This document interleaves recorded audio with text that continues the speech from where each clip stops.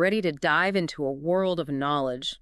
One that spans centuries, all captured in a single massive work. We're talking Pliny the Elder, right? His natural history. Exactly. But it's not just like a bunch of facts, it's like a time capsule. Showing us how Romans thought, you mean, about the universe, the earth. Even their weirdest weather events, it's all in there. And what gets me is Pliny himself. This Roman polymath wasn't content just collecting facts. He wanted to understand it all. To the point of, like, venturing into a volcano. Right. The guy died studying an eruption. His nephew, Pliny the Younger, wrote about it. It's such a wild story to imagine. Being on the coast of Pompeii, Vesuvius erupts.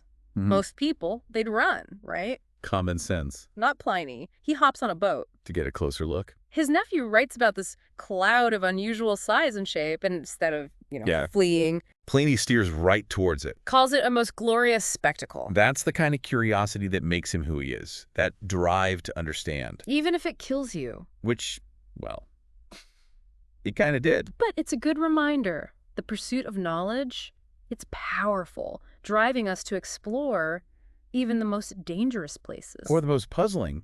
And natural history, that's the result of that passion. Years of research, observation. It was unfinished when he died. But think about it.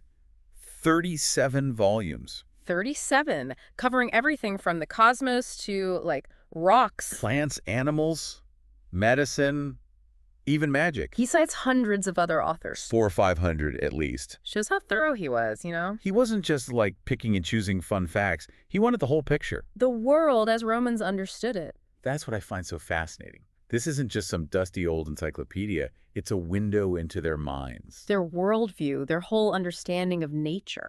All because Pliny wanted to know everything. So, let's take a tour through this world that Pliny's built for us. See what caught his attention. Okay, so the book, it starts big. Gif.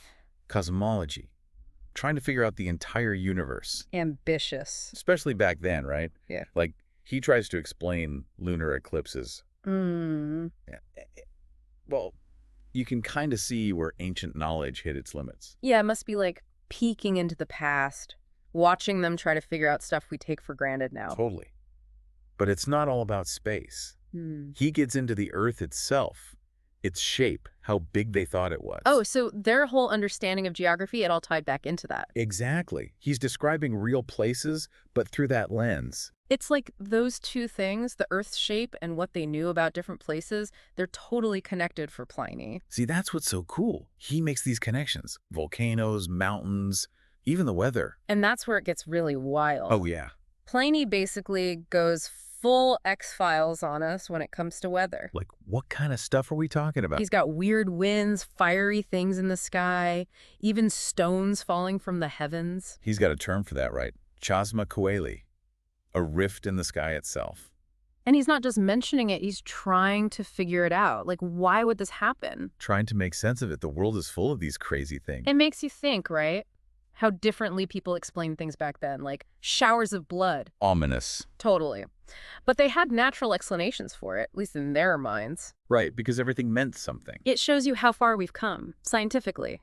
But then Pliny throws in this story about the philosopher Anaxagoras. Go on. Anaxagoras. He predicts a stone falling from the sun. Wow. Bold prediction. Whether Pliny believed it or not, he still included it. Shows he was open to, like, the possibility. Exactly. Even if they seem impossible to us now. That's Pliny for you. Always searching, always wanting to know more. So, like, why does this all matter?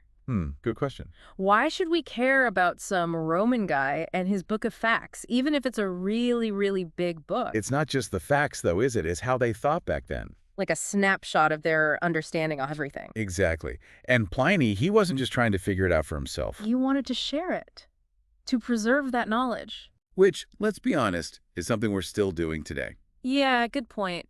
It's just, we've got different tools now, don't we? Oh, absolutely. But do we still have that? Yeah. I wonder, that same drive that Pliny had. To just figure things out. Because it's there. That's what this book makes me think about. Because even when Pliny was wrong, like really wrong. Which, let's face it, was kind of off it. It still tells us something about how far we've come. About how knowledge builds on itself, even the wrong turns. Like, Pliny thought bees were born from dead bulls, Okay, that's something. but he recorded it, tried to fit it into what he knew. That's the thing, isn't it? He was trying to make sense of this big, messy world. And he wanted others to explore it with him, to keep asking those questions. So, last thought. Imagine you're Pliny. Okay. Roman polymath. Got it. But you're writing natural history now, for us.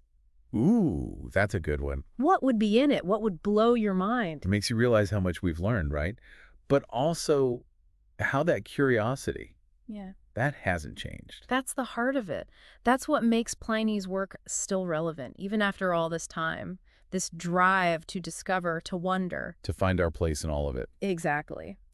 So thanks for joining us on this deep dive into Pliny the Elder's natural history. It's been quite a journey. And who knows, maybe it'll spark some curiosity of your own. There's a whole world out there to explore, just like Pliny did.